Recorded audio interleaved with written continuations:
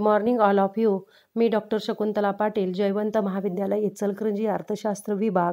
आज आपण BA भाग 2 या वर्गासाठी अर्थशास्त्र या विषयासाठी पेपर नंबर 4 जो आहे तो पैसा आणि बँकिंग हा पेपर नंबर 4 या पेपरसाठीचा पहिला टॉपिक जो आहे अभ्यासक्रमामधला इंट्रोडक्टरी बँकिंग या विषयासंदर्भात आज आपण चर्चा करणार आहोत. इंट्रोडक्टरी बँकिंग म्हणजे बँकिंगची तोंडओळख. यामध्ये पहिला टॉपिक जो आहे 1.1 commercial banking meaning and functions म्हणजेच व्यापारी बँकांचा अर्थ आणि कार्य या टॉपिकवर आज आपण चर्चा करणार आहोत. तर व्यापारी बँकांची तोंडओळखचा विचार करत असताना व्यापारी बँका या अर्थव्यवस्थेमध्ये अत्यंत महत्त्वाची भूमिका पार पाडत असतात. मानवाच्या शरीरात ज्याप्रमाणे रक्तवाहिन्या शरीराला संपूर्ण रक्तपुरवठा करण्याचे कार्य करतात, त्याचप्रमाणे व्यापारी बँका ह्या संपूर्ण अर्थव्यवस्थेला अर्थपुरवठा किंवा पैशाचा पुरवठा करण्याचे कार्य करत असतात. त्यामध्ये शेती, उद्योग, व्यापार, वाहतूक, दळणवळण, लघु उद्योग या सर्वांना कर्जपुरवठा करून सर्वसामान्य लोकांच्याकडून छोट्या मोठ्या स्वरूपात ठेवी गोळा करून त्या ठेवी प्रवाहात आणण्याचे कार्य या बँका करत असतात. आणि एकूणच व्यक्तीच्या, देशाच्या आर्थिक विकासामध्ये या बँकांचे योगदान अत्यंत महत्त्वाचे आहे आणि त्यामुळं बँका आर्थिक विकासामध्ये अत्यंत महत्त्वाची भूमिका पार पाडत असतात. म्हणून आपण आज बँकांबद्दल चर्चा करणार आहोत. तर व्यापारी बँकांचा इतिहास, हिस्ट्री ऑफ कमर्शियल बँक्स म्हणजे व्यापारी बँकांचा इतिहास काय आहे तर आपल्याला माहिती आहे. तर प्राचीन काळापासून भारतामध्ये किंवा इतर देशामध्ये बँकिंगचा उदय झालेला दिसून येतो. मध्ययुगीन काळात बँकिंगचा उदय 12व्या शतकात इटलीमध्ये ज्यू लोकांच्याकडून झालेला दिसून येतो. त्यामध्ये ज्यू लोक त्यावेळेला बाकावर बसून तत्कालीन बँकिंग व्यवहार करत असत आणि म्हणून बँकर लोक हे करत असं त्यांना बँकर असं म्हटलं जात असे आणि म्हणून बँकरियस यावरून बँक हा शब्द पडलेला आहे असं सांगितलं जातं.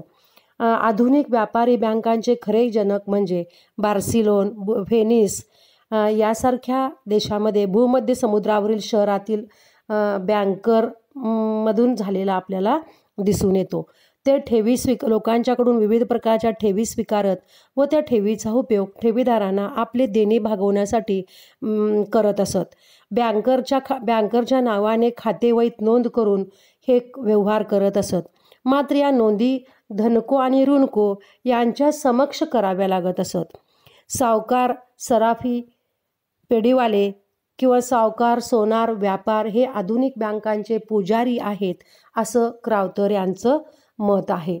थोडक्यात काय तर व्यापारी बँकांचा उदय आणि विकास हा अत्यंत प्राचीन काळापासून झालेला आपल्याला दिसून येतो आणि भारतात सुद्धा व्यापारी बँकांचा उदय ब्रिटिशांच्या काळाच्या पूर्वीपासून झालेला आपल्याला दिसून येतो.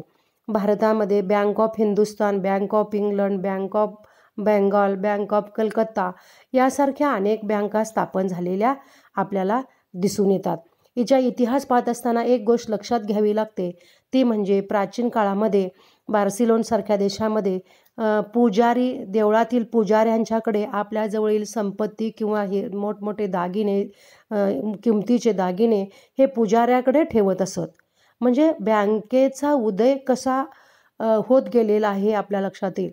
आर्थिक, सामाजिक परिस्थितीप्रमाणे कशी बदलत गेली, मानवाच्या गरजा वाढल्या आणि त्यामुळं तशा पद्धतीनं बँकेचा विकाससुद्धा तशा पद्धतीनं झालेला आहे आणि प्राचीन काळापासून हा छोट्या मोठ्या स्वरूपामध्ये सुरू झालेला बँक व्यवसाय आज आधुनिक बँक म्हणून उदयास आलेला आहे. इंटरनेट बँकिंगपर्यंतचा आज प्रवास त्याचा पोचलेला आहे. थोडक्यात आपण बँकेचा इतिहास बघितला. बऱ्याच गोष्टी याच्यामध्ये सांगता येतील पण अतिशय थोडक्यामध्ये आपण याचा विचार केलेला आहे. आता व्यापारी बँक म्हणजे नेमकं काय तर व्यापारी बँकांचा अर्थ काय आहे, बँक म्हणजे काय तर बँक म्हणजे काय तर लोकांच्याकडून वेगवेगळ्या प्रकारच्या ठेवी गोळा करणं आणि त्या गरजू लोकांना कर्जपुरवठा करणारी संस्था म्हणजे बँक होय, असं आपण सर्वसाधारण अर्थाने म्हणतो.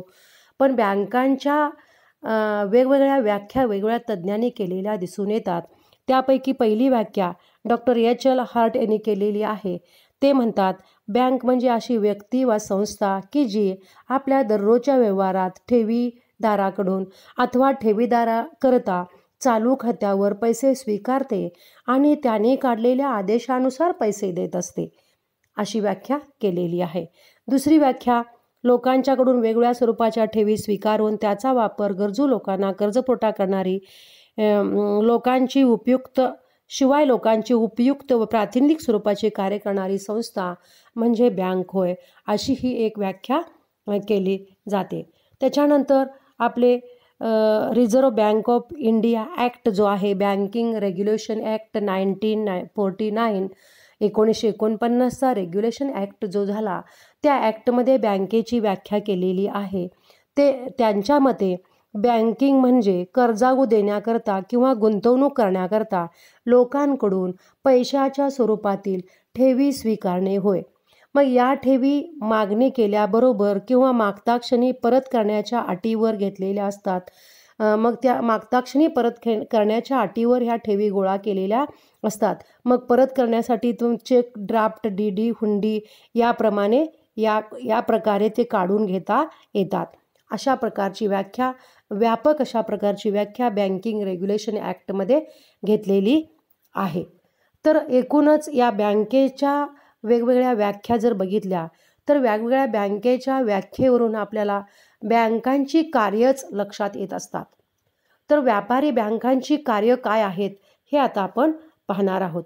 तर आत्ताच आपण बघितलं की व्यापारी बँकांची जी व्याख्या आहे त्या व्याख्येवरून व्यापारी बँकांच्या कार्याचा आढावा आपल्याला घेता येतो. बँकांची कार्य परिस्थितीनुसार, आर्थिक सामाजिक परिस्थितीनुसार बदलत गेलेली असे दिसून येतात. आज बँकिंगनं विकासामधला अतिउच्च असा टप्पा गाठलेला आहे.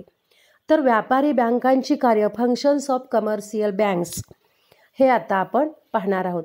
तर व्यापारी बँकांची कार्य पाहत असताना प्रामुख्यानं त्या कार्याचे आपण 3 गटामध्ये वर्गीकरण करता येईल. प्रामुख्यानं 3 गटामध्ये या बँकांच्या कार्याचं वर्गीकरण करता येतं. त्याच्यामध्ये पहिलं कार्य म्हणजे प्राथमिक कार्य, दुय्यम कार्य आणि सामाजिक कार्य, अशा 3 प्रकारच्या कार्यामध्ये आपल्याला वर्गीकरण करता येईल.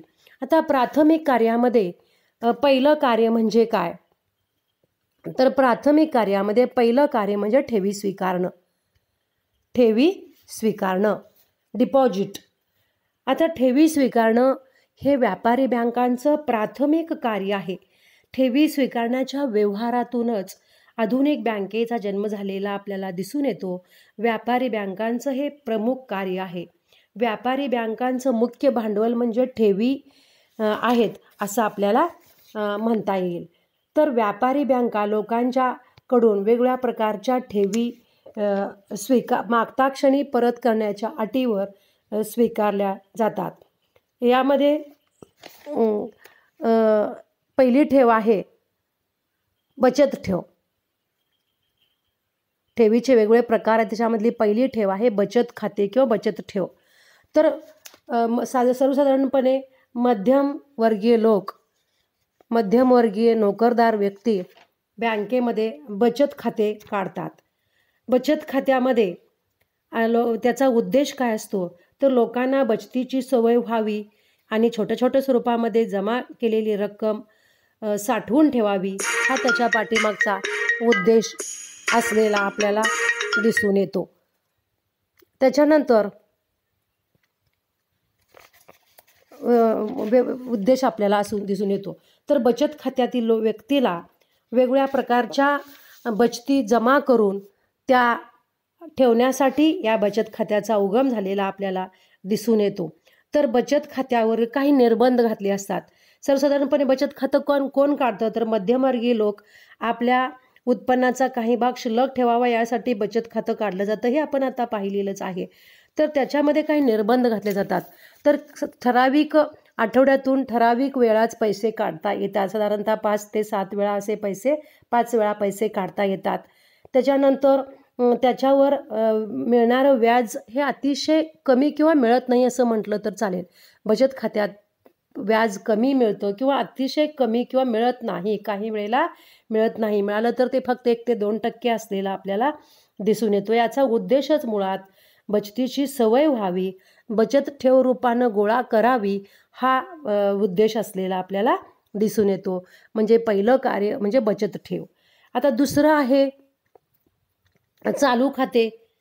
तर चालू खात्यामध्ये चालू खातं हे साधारणपणे व्यापारी मोठमोठे व्यापारी, उद्योजक ज्यांची उलाढाल मोठी आहे, ज्यांना रोख पैशाची मोठ्या प्रमाणामध्ये गरज आहे, ज्यांचे व्यवहार मोठ्या प्रमाणामध्ये होत असतात, अशा व्यक्तीकडून किंवा संस्थांकडून चालू खातं काढलं जातं. चालू खात्यामध्ये दिवसातून किंवा आठवड्यातून कितीही वेळा पैसे काढता येतात, त्याच्यावर कुठल्याही प्रकारचं बंधन नसतं आणि त्यामुळं या ठेवीमध्ये कुठल्याही प्रकारचं बंधन नसतं.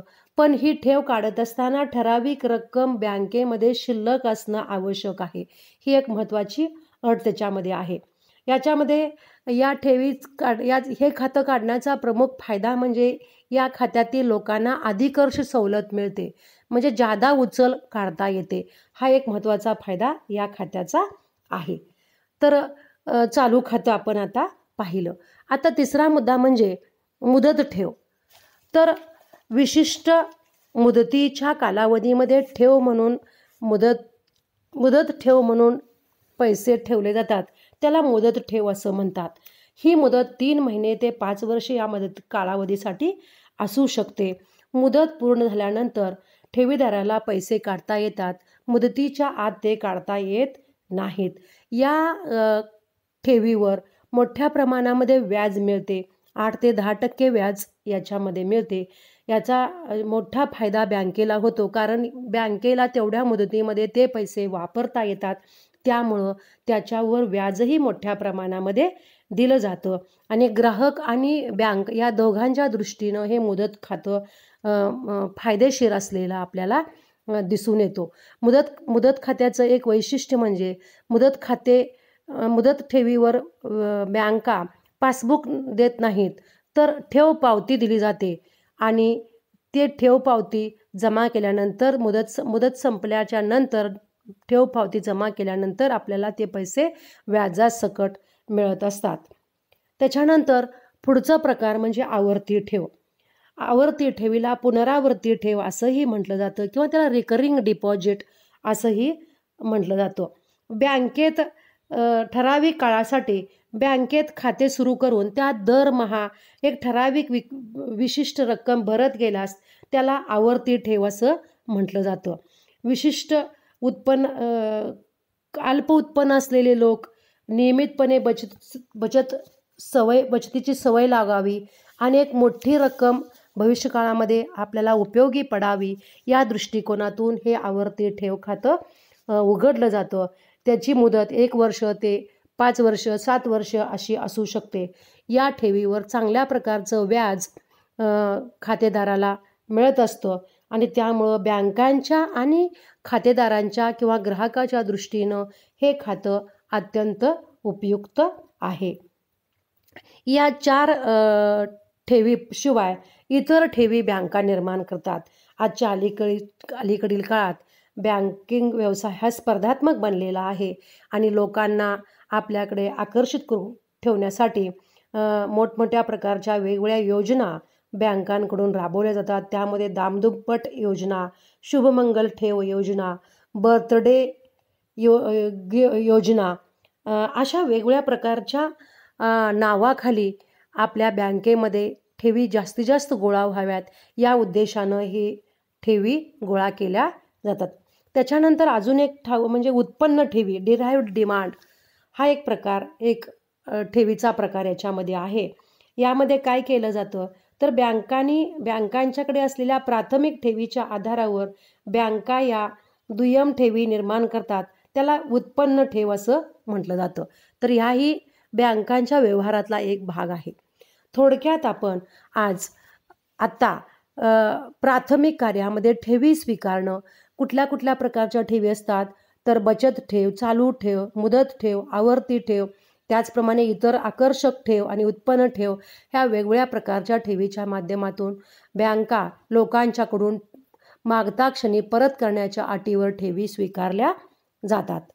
आता प्राथमिक ठेवीमध्ये दुसरं कार्य म्हणजे कर्ज देणे होय. प्राथमिक ठेवीमध्ये दुसरं कार्य म्हणजे कर्ज देणे होय. बँका ग्राहकांना चांगल्या कंपनीचे शेअर्स, सरकारी कर्जरोखे, विमा पॉलिसी, घर, दागदागिने, इमारत, वाहने यांच्या तारणावर ठराविक रक्कम ठराविक काळासाठी कर्ज देतात. त्याला कर्ज असे म्हणतात किंवा लोन असे म्हणतात. तर हे कर्ज देणं हे व्यापारी बँकांचं एक मूलभूत काम आहे किंवा एक प्राथमिक कार्य आहे. ज्या ठेवी बँकांकडे जमा होतात त्या ठेवीचा वापर बँका कर्ज देण्यासाठी करतात आणि कर्जाच्या माध्यमातून जास्त व्याज आकारून आपला व्यवसाय करतात. कारण शेवटी व्यापारी बँका ह्या नफा मिळवणाऱ्या वित्तीय संस्था आहेत. आता हे कुठल्या कुठल्या प्रकारचे कर्ज देतात, तर रोख कर्ज देतात. तर व्यापारी बँका प्रामुख्याने गरजू लोकांना, व्यापारी लोकांना रोख कर्ज देत असतात आणि रोख रकमेची खेळत्या भांडवलाची गरज उद्योग व्यवसायाला पूर्ण करण्याचं काम ह्या बँका करत असतात. त्यामुळे उद्योग व्यवसाय, शेती, लघुउद्योग सर्वांना रोख स्वरूपाचं कर्ज देऊन दैनंदिन व्यवहारामध्ये लागणारी खेळत्या भांडवलाची गरज पूर्ण करण्याचं काम हे बँका करत असतात. त्याच्यानंतर दुसरं कर्ज म्हणजे पतकर्ज, क्रेडिट लोन ज्याला आपण म्हणतो ते.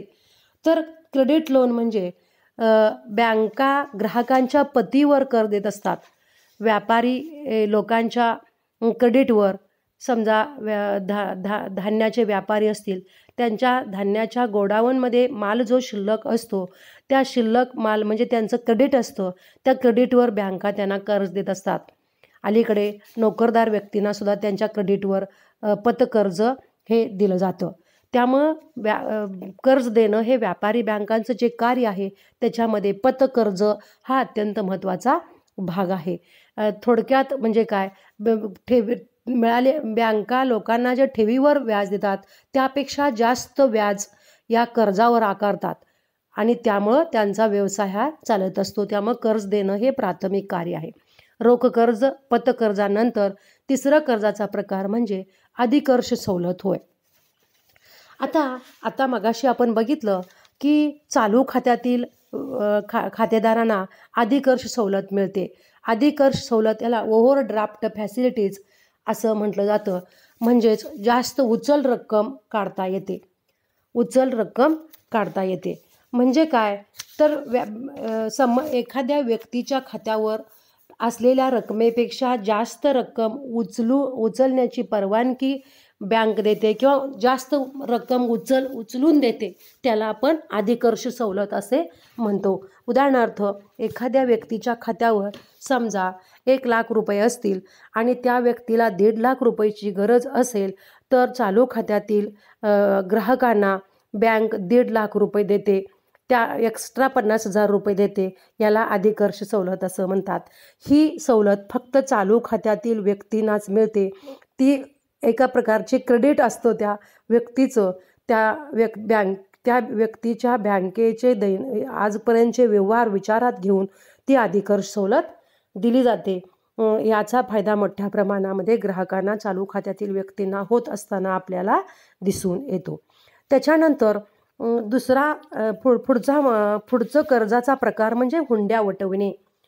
तर हुंड्या स्वीकारणे हे किंवा वटवणे हे एक प्रकारे बँकेला हुंड्या वटविणे किंवा स्वीकारणे म्हणजे एक प्रकारचे हुंडीच्या तारणावर कर्ज देणेच होय, अल्पमुदतीचं कर्ज देणेच होय.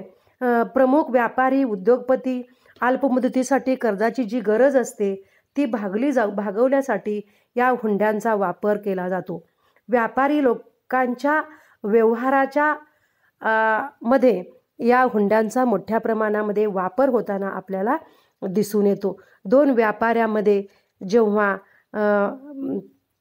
विश्वासाचं वातावरण असतं त्यावेळेला एक व्यापारी दुसऱ्या व्यापाऱ्याला त्याच्या पैसे परत देण्याची हमी म्हणून हुंडी किंवा वचनचिठ्ठी लिहून ठेवतो. हुंडीला वचनचिठ्ठी असं सुद्धा म्हणतात.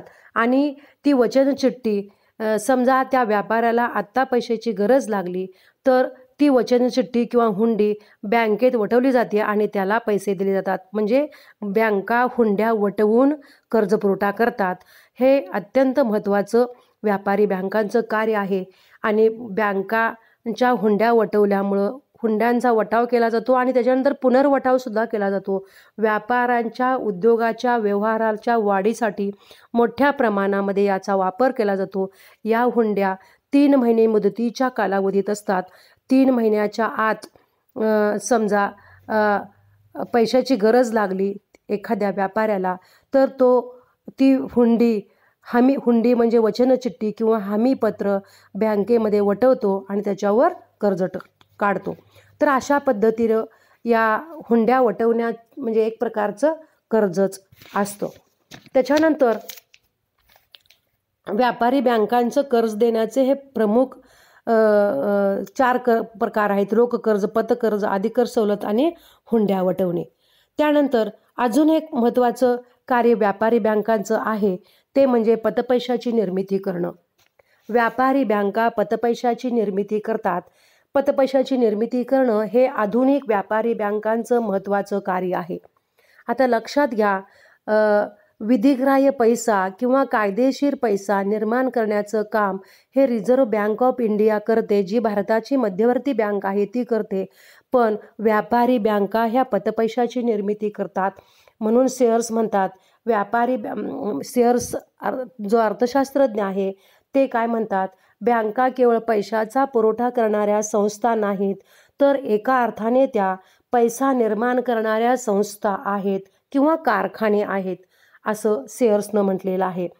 आता व्यापारी बँकांच्याकडे आलेल्या प्राथमिक ठेवीच्या आधारावर दुय्यम ठेव निर्माण करतात, म्हणजेच पतनिर्मिती करतात. व्यापारी बँका पतनिर्मिती करतात. प्राथमिक ठेवीच्या आधारावर बँका पतनिर्मिती करतात. कायदेशीर बँका रिझर्व्ह बँक ऑफ इंडियाकडून केली जाते, पण पतपैशाची निर्मिती ही व्यापारी बँका करतात. उदाहरण द्यायचं असेल तर समजा एखाद्या व्यक्तीनं बँकेत कर्ज काढलं तर ते कर्ज डायरेक्ट त्या व्यक्तीला दिलं जात नाही, तर ते काढलेलं कर्ज त्या व्यक्तीच्या खात्यावर जमा दाखवलं जातं आणि नंतर त्या व्यक्तीच्या गरजेनुसार ते उचललं जातं, म्हणजेच ती दुय्यम ठेव निर्माण झाली. त्याला आपण पतपैशाची निर्मिती असं म्हणतो. तर अशा पद्धतीनं व्यापारी बँकांच्या कार्यामध्ये आपण व्यापारी बँकांची प्राथमिक कार्य जी आहेत त्यामध्ये ठेवी स्वीकारणं, कर्ज देणं आणि पतपैशाची निर्मिती करणं हे प्रामुख्यानं व्यापारी बँका कार्य करतात. हे आपण आता पाहिलं. आज थोडक्यात आपण काय आढावा घेतला तर व्यापारी बँका म्हणजे काय, व्यापारी बँकांचा उगम कसा झाला, व्यापारी बँकांची कार्य कुठली आहेत, त्या कार्यामध्ये फक्त प्राथमिक कार्याचा आपण विचार केला. प्राथमिक कार्यामध्ये ठेवी स्वीकारणं आणि कर्ज देणं हे प्रमुख कार्य, जे प्राथमिक कार्य आणि पतपैशाची निर्मिती करणं ही कार्य व्यापारी बँका करतात. धन्यवाद.